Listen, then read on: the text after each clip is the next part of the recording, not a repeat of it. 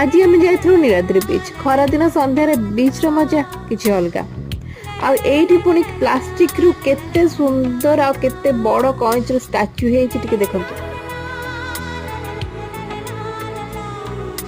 आ तापर आम जाइलु गांधी पार्क। ओ भाई केते सुंदर पवन एठी किछि पिला एठी डांस प्रैक्टिस करथांती। सो एठी आम किछि समय रही उभय पवन आ तांका डांस को एंजॉय करू। सतरे पिला माने बहुत बढ़िया डांस कले। तापर पुणी टिके पार्क रे आम जाए बुली आसलु जोठी किछि भाई माने सुंदर गीत गाउ थांती। आ लोक माने मते किछि समय तांको सुनिया पई सेठी अटकी जाउ थांती। तांको देखि मते मो फ्रेंड्स मानक कथा मन पड़ी गला। आम भी एमती इवनिंग को बीच रे किछि समय बसी गीत गाई एंजॉय करथलु।